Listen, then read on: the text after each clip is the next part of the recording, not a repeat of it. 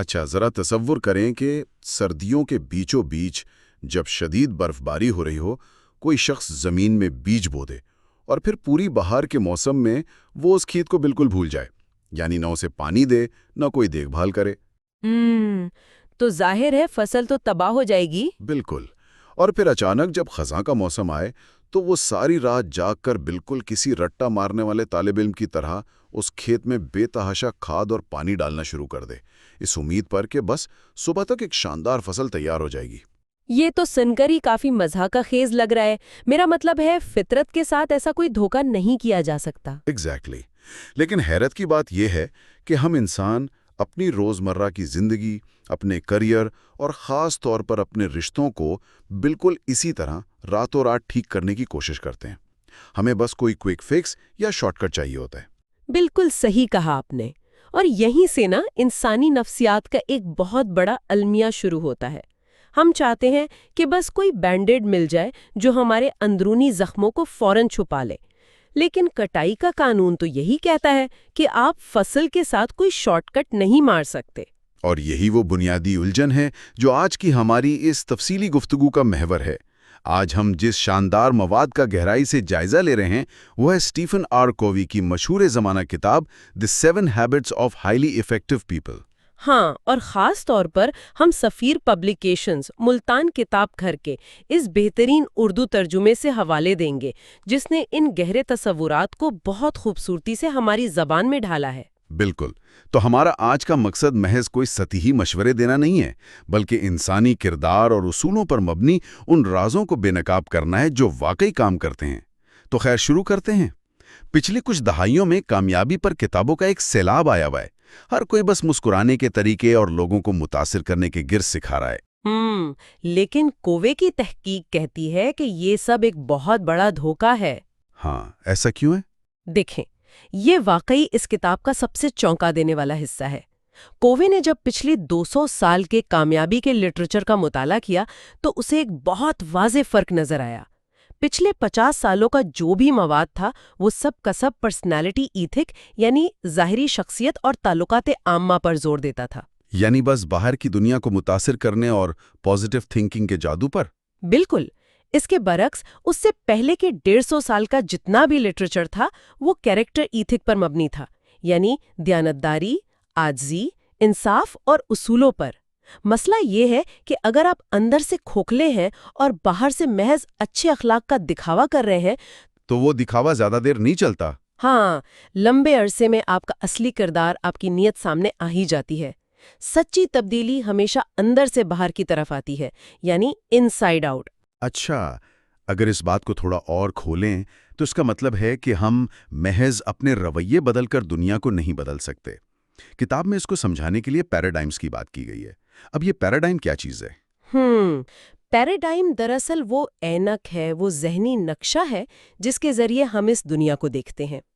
تصور کریں کہ کسی شخص کو شکاگو میں کسی جگہ پہنچنا ہے، لیکن غلطی سے اس کے ہاتھ میں جو نقشہ ہے وہ شکاگو کا نہیں بلکہ ڈیٹرائٹ کا ہے۔ تو اب وہ جتنی مرضی محنت کر لے منزل تک تو نہیں پہنچے گا۔ ایگزیکٹلی۔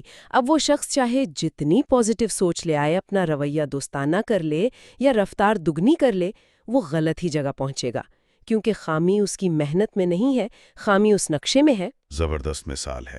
ہم اکثر دیکھتے ہیں لوگ پوری ایمانداری سے غلط سمت میں بھاگ رہے ہوتے ہیں، اور بعض اوقات یہ نقشہ یکدم بدل جاتا ہے۔ مجھے وہ نیو یارک کی سب وے ٹرین والا واقعہ یاد آ رہا ہے جو کووے نے لکھا ہے۔ ہاں، وہ بہت پاورفل واقعہ ہے۔ ہوتا یہ ہے کہ کووے ٹرین میں بیٹھے ہوتے ہیں، ماحول پرسکون ہوتا ہے۔ اچانک ایک آدمی بچوں کے ساتھ داخل ہوتا ہے۔ بچے آتے ہی پورے ڈبے میں ہنگامہ کر دیتے ہیں، چیزیں پھینکتے ہیں، شور مچاتے ہیں، اور ان کا باپ آنکھیں بند کیے بس چپ چاپ بیٹھا رہتا ہے۔ تو ظاہر ہے کوے کو شدید غصہ آتا ہے، جو کہ ایک فطری بات ہے۔ بالکل فطری بات ہے۔ وہ اس آدمی سے کہتے ہیں کہ جناب، آپ کے بچے سب کو تنگ کر رہے ہیں، آپ انہیں روکتے کیوں نہیں؟ اور یہاں آ کر پوری صورتحال بدل جاتی ہے۔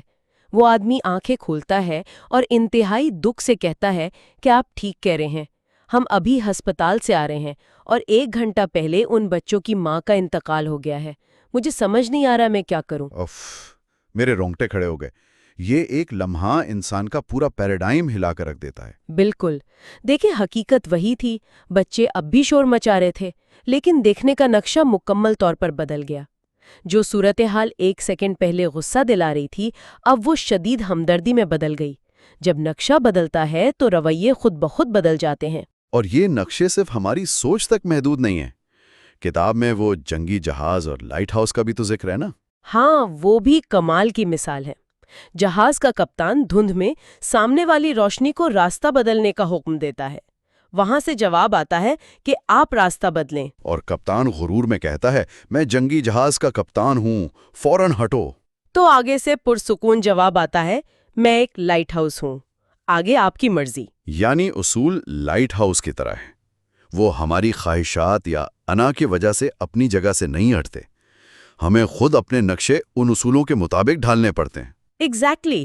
اور جب ہم ان اصولوں کی بات کرتے ہیں تو پہلا بنیادی اصول جو توازن لاتا ہے وہ پی اور پی سی بیلنس ہے۔ پی اور پی سی یعنی پروڈکشن اور پروڈکشن کیپیبلٹی۔ جی، ہم جو حاصل کرتے ہیں وہ پروڈکشن یعنی پیداوار ہے، اور جو صلاحیت اسے پیدا کرتی ہے وہ پروڈکشن کیپیبلٹی ہے۔ ایس پی کی وہ سونے کا انڈا دینے والی مرغی کی کہانی تو سب کو یاد ہی ہوگی، جس میں کسان لالچ میں آ کر سوچتا ہے کہ ایک ساتھ سارے انڈے نکال لوں اور مرغی کو ذبح کر دیتا ہے۔ بالکل، اور اندر سے کچھ نہیں ملتا۔ اس نے انڈوں کے چکر میں وہ صلاحیت ہی تباہ کر دی جو انڈے پیدا کرتی تھی۔ ہم عملی زندگی میں بھی تو روز یہ مرغیاں ذبح کرتے ہیں نا، یعنی کوئی شخص نیا ریسٹورانٹ کھولتا ہے، بہترین سوپ بناتا ہے، پھر منافع بڑھانے کے لیے سوپ میں پانی ملانے لگتا ہے۔ وقتی طور پر منافع بڑھتا ہے، لیکن گاہکوں کا اعتماد جو اصل مرغی تھی وہ ختم ہو جاتا ہے۔ بالکل صحیح مثال دی آپ نے۔ یا وہ باپ جو بیٹی کے کمرے کی صفائی کے لیے اس پر چیختا ہے، کمرہ تو صاف ہو جاتا ہے، بظاہر انڈا مل جاتا ہے، لیکن رشتہ خراب ہونے لگتا ہے۔ لیکن ایک سوال ہے، اگر ہم ہر وقت صرف مرغی کی دیکھ بھال ہی کرتے رہیں تو کیا ہم عملی دنیا میں پیچھے نہیں رہ جائیں گے؟ یہ بہت گہری بات پوچھی آپ نے، اور اسی لیے اس کا نام توازن ہے۔ کسی ایک چیز کو مکمل فوقیت نہیں دینی۔ فرض کریں ایک شخص 15 سال مزید جینا چاہتا ہے تو وہ روز 4 گھنٹے دوڑنے میں گزار دیتا ہے۔ اسے احساس ہی نہیں ہوتا کہ اس نے وہ اضافی سال تو دوڑنے میں ہی ضائع کر دیے۔ کیا بات ہے، توازن ہی اصل کنجی ہے۔ اچھا، تو اب جب ہمیں سمجھ آ گیا کہ نقشہ ٹھیک ہونا چاہیے اور توازن بھی، تو عملی شروعات کہاں سے کریں؟ پہلی عادت کیا ہے؟ اندر سے باہر کی تبدیلی کی پہلی عادت ہے پرو ایکٹیو بننا۔ بی پرو ایکٹیو، یعنی انسان اپنے حالات کا قیدی نہیں ہے۔ لیکن ذرا رکیں، جب ہم کہتے ہیں کہ تمہارے ساتھ جو ہو رہا ہے اس کا رد عمل تم خود چنتے ہو، تو کیا یہ ان لوگوں پر الزام تراشی نہیں ہے جو واقعی کسی ظالم کے شکنجے میں ہے یا شدید مجبوری میں ہے؟ یہ شک بالکل جائز ہے، اور اسی الجھن کو دور کرنے کے لیے وکٹر فرینکل کا واقعہ بہت اہم ہے۔ فرینکل ایک ماہر نفسیات تھے جنہیں نازی ڈیتھ کیمپس میں قید کر لیا گیا تھا۔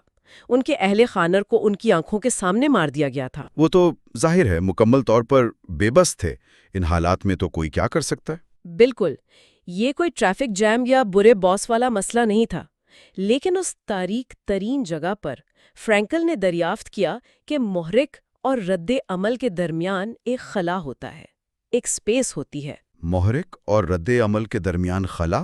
ہاں، اور اسی خلا میں انسان کی رد عمل چننے کی آزادی چھپی ہے۔ فرینکل نے یہ تسلیم کیا کہ حالات اس کے کنٹرول میں نہیں ہیں، لیکن اس نے یہ طے کیا کہ اس کی اندرونی عزت نفس اور خیالات کو کوئی نازی فوجی اس کی مرضی کے بغیر تسخیر نہیں کر سکتا۔ یہ بات تو انسان کو اندر سے ہلا دیتی ہے، یعنی جسم کو قید کر سکتے ہیں لیکن اس خلا پر قبضہ نہیں کر سکتے۔ بالکل، اور اسی لیے پرو ایکٹیو اور ری ایکٹیو لوگوں کی زبان میں بہت فرق ہوتا ہے۔ ری ایکٹیو لوگ ہمیشہ مجبوری ظاہر کرتے ہیں، جیسے مجھے یہ کرنا پڑ رہا ہے یا اس نے مجھے غصہ دلا دیا۔ وہ اپنا کنٹرول کسی اور کو دے دیتے ہیں، جبکہ پرو ایکٹیو انسان کہتا ہے میں اس کام کا انتخاب کرتا ہوں یا میں اپنے غصے پر قابو پانے کا فیصلہ کرتا ہوں۔ ایگزیکٹلی، ان کے نزدیک محبت بھی صرف ایک احساس نہیں ہے، محبت ایک فعل ہے، ایک عمل ہے۔ وہ یہ نہیں کہتے کہ اب ہمارے درمیان محبت نہیں رہی، وہ سمجھتے ہیں کہ محبت کرنا ان کے اختیار میں ہے، کسی کو سمجھنا، خدمت کرنا۔ اور یہی رویہ سرکل آف کنسرن اور سرکل آف انفلوئنس میں بھی نظر آتا ہے، یعنی فکر کا دائرہ اور اثر کا دائرہ۔ بالکل۔ آج کل ہم گھنٹوں موبائل پر خبریں دیکھتے ہیں، جنگیں، سیاست، معیشت، یہ سب فکر کا دائرہ ہے۔ جہاں ہمارا کوئی کنٹرول نہیں ہے، ہم وہاں تمنائیاں ضائع کر کے اپنے پاس بیٹھے بچوں کو نظر انداز کر دیتے ہیں، جو ہمارا اثر کا دائرہ ہے۔ اس پر مجھے حضرت یوسف علیہ السلام کی مثال یاد آ رہی ہے، جب ان کے بھائیوں نے انہیں دھوکے سے کنویں میں پھینکا اور وہ مصر میں غلام بن گئے۔ ہاں، وہ چاہتے تو ساری زندگی اپنے حالات کا رونا روتے رہتے۔ بالکل، وہ روتے رہتے کہ میرے ساتھ ناانصافی ہوئی، لیکن انہوں نے اپنے اثر کے دائرے پر توجہ دی، جو ذمہ داری ملی پوری دانیداری سے نبھائی، اور آخرکار پورے مصر کے مختار بن گئے۔ یہی تو بات ہے، ری ایکٹیو لوگ اس موسمی مرغے کی طرح ہوتے ہیں جو چھت پر لگا ہوتا ہے، ہوا جس طرف چلے وہ ادھر گھوم جاتے ہیں۔ ہاں، لوگ اچھے تو وہ خوش، کوئی برا تو وہ غصے میں۔ لیکن ایک پرو ایکٹیو انسان اپنا موسم خود اندر لے کر چلتا ہے، بارش ہو یا دھوپ، اس کے اصول طے کرتے ہیں کہ اس کا رویہ کیسا ہوگا۔ زبردست۔ چلیں اب فرض کریں ہم پرو ایکٹیو ہو گئے، گاڑی کا سٹیئرنگ ہمارے ہاتھ میں آ گیا، لیکن مسئلہ یہ ہے کہ جا کہاں رہے ہیں؟ اگر کھائی کی طرف جا رہے ہیں تو سٹیئرنگ پکڑنے کا کیا فائدہ؟ اور یہیں سے دوسری عادت آتی ہے، انجام کو ذہن میں رکھ کر آغاز کریں۔ Begin with the end in mind. ہر چیز دو بار بنتی ہے، پہلے ذہن میں، پھر حقیقت میں۔ اس پر مصنف نے وہ جنازے والی ذہنی مشق کروائی ہے نا؟ ہاں، وہ کہتا ہے تصور کریں کہ آپ ایک جنازے میں جا رہے ہیں، تابوت کے پاس پہنچ کر دیکھتے ہیں کہ اندر آپ خود لیٹے ہیں۔ یہ آپ کا اپنا جنازہ ہے، آج سے 3 سال بعد۔ یہ تو کافی گہرا تصور ہے۔ اور پھر 4 لوگ آپ کے بارے میں تقریر کرنے آتے ہیں، خاندان سے، دوست، دفتر کا ساتھی اور کمیونٹی کا بندہ۔ سوال یہ ہے کہ آپ کیا چاہتے ہیں، وہ آپ کے بارے میں کیا کہیں؟ ذرا رکیے، کیا زندگی کو بہتر بنانے کے لیے اپنے ہی جنازے کا سوچنا قدرے تاریک یا موربڈ نہیں ہے؟ تھوڑا مایوس کن سا؟ بظاہر لگتا ہے، لیکن یہ موت کے بارے میں نہیں ہے، یہ جانچنے کے بارے میں ہے کہ واقعی کیا اہم ہے۔ روزمرہ کی چھوٹی الجھنیں اور جھوٹی انا فوراً ختم ہو جاتی ہیں۔ یہ ہمیں مینجمنٹ اور لیڈرشپ کا فرق بتاتا ہے۔ یہ فرق کیسے؟ ہم تو اکثر دونوں کو ایک ہی سمجھتے ہیں۔ ایک جنگل کی مثال لیں، مزدور گھنے جنگل میں راستہ بنانے کے لیے جھاڑیاں کاٹ رہے ہیں، مینیجرز ان کے پیچھے کھڑے کلہاڑیاں تیز کروا رہے ہیں، ٹائم ٹیبل بنا رہے ہیں۔ یہ مینجمنٹ ہے۔ ٹھیک ہے۔ لیکن لیڈر وہ ہے جو سب سے اونچے درخت پر چڑھ کر دیکھتا ہے اور چلاتا ہے، ہم غلط جنگل میں ہیں۔ اور نیچے سے مینیجرز کہتے ہیں، چپ رہو، تم دیکھ نہیں رہے ہم کتنی تیزی سے راستہ بنا رہے ہیں۔ ہماری زندگیاں بالکل ایسی ہی ہے، اپنی زندگی کا مرکز بنا لیتے ہیں۔ دشمنوں کو مرکز بنانا تو واقعی بہت عام ہے، سارا دن اسی کے بارے میں سوچنا، لیکن ہمارا مرکز صرف اصول ہونے چاہیے۔ ہاں، کیونکہ اصول دھوکہ نہیں دیتے۔ اور جب نقشہ درست ہو جائے تو تیسری عادت آتی ہے، اہم ترین کاموں کو ترجیح دیں۔ پٹ فرسٹ تھنگز فرسٹ۔ یعنی لیڈرشپ نے طے کر دیا کیا اہم ہے اور مینجمنٹ اسے روزانہ نافذ کرے گی۔ اس کے لیے وہ ٹائم مینجمنٹ میٹرکس ہے نا، 4 خانوں والا۔ جی، کاموں کو اہمیت اور ہنگامی نوعیت کی بنیاد پر تقسیم کیا گیا ہے۔ کوادرنٹ 1 میں وہ کام ہے جو اہم بھی ہے اور ہنگامی بھی، جیسے کوئی بحران۔ اور کوادرنٹ 2 میں وہ کام جو اہم تو ہے لیکن ہنگامی نہیں ہے۔ اصل مسئلہ تو اسی کوادرنٹ کا ہے نا۔ ہم جانتے ہیں کہ مؤثر لوگ اپنا زیادہ وقت کوادرنٹ 2 میں گزارتے ہیں، لیکن ہم کر کیوں نہیں پاتے؟ کیونکہ ہمارا دماغ بحرانوں پر جلدی ریئیکٹ کرتا ہے۔ کوئی ہنگامی مسئلہ حل کرنے سے ایڈرینلین خارج ہوتی ہے، ہمیں لگتا ہے ہم بہت اہم اور مصروف ہیں۔ ایک نشہ سا ہوتا ہے۔ بالکل، جبکہ کوادرنٹ 2 جیسے ورزش کرنا، رشتے بنانا یا منصوبہ بندی کرنا، اس میں کوئی فوری انعام یا ڈوپامائن نہیں ملتا، کوئی آپ کے سر پہ کھڑا ہو کر چیخ نہیں رہا ہوتا۔ اس کی وہ شاپنگ سینٹر کے مینیجرز کی مثال بہت فٹ بیٹھتی ہے۔ وہ سارا دن کرائے وصول کرنے اور دکانداروں کی شکایات دور کرنے، یعنی کوادرنٹ 1 میں پھنسے رہتے تھے۔ تعلقات بنانے کے لیے صرف 5% وقت تھا۔ اور پھر انہوں نے کیا کیا؟ انہوں نے فیصلہ کیا کہ وہ ہر صورت 20% وقت دکانداروں سے صرف ملاقاتیں کرنے میں گزاریں گے، اور نتائج حیران کن تھے۔ شکایات کم ہو گئیں، سیلز بڑھ گئیں، اور وہ اب دوست لگنے لگے۔ زبردست۔ اور اس کوادرنٹ 2 پر عمل کرنے کے لیے سب سے ضروری ہے کہ انسان کو مسکرا کر نہیں کہنا ہے۔ ہاں، کیونکہ جب تک آپ کے اندر ایک بڑا ہاں نہیں ہوگا، آپ غیر ضروری چیزوں کو نہیں کیسے کہیں گے؟ بالکل۔ جیسے اس خاتون نے کمیٹی کی ممبرشپ سے انکار کیا تھا، بہت شائستگی سے، کیونکہ اس کی ترجیحات واضح تھیں۔ میں تو اسے گاڑی کی مینٹیننس سے تشبیہ دیتا ہوں۔ آئل بدلوانا کوارڈرنٹ 2 ہے، آج بورنگ لگتا ہے، لیکن اگر نظر انداز کیا تو کل ہائی وے پر انجن فیل ہوگا اور وہ کوارڈرنٹ 1 کا ایک بہت بڑا بحران بن جائے گا۔ کیا کمال تشبیہ ہے! جو لوگ کوارڈرنٹ 2 کو نظر انداز کرتے ہیں، ان کی زندگی بس بحران حل کرنے میں ہی گزر جاتی ہے۔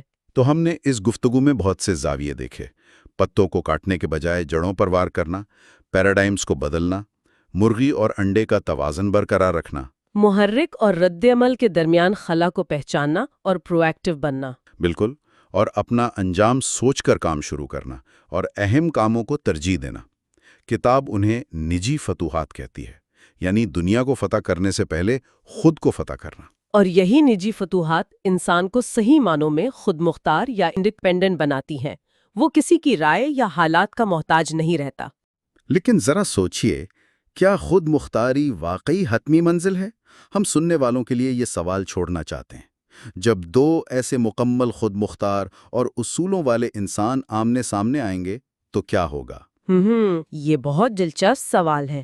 کیا ان کی انفرادی لیڈرشپ مل کر کوئی عظیم تر تخلیق بنے گی، یا اس خود مختاری کی جنگ سے کوئی نیا چیلنج کھڑا ہوگا؟ کیا ہم باہمی انحصار یا انٹرڈیپینڈنس کی کسی بلند سطح پر پہنچ سکیں گے؟ واقعی یہ سوچنے پر مجبور کر دیتا ہے کہ انسان کوئی مشین نہیں ہے جسے فوری ٹھیک کیا جا سکے۔ بالکل، ہمیں گہری اور پائیدار تبدیلی کی ضرورت ہے، اور شاید یہی ہمارے ارتقاء کا اگلا اور سب سے اہم مرحلہ ہے۔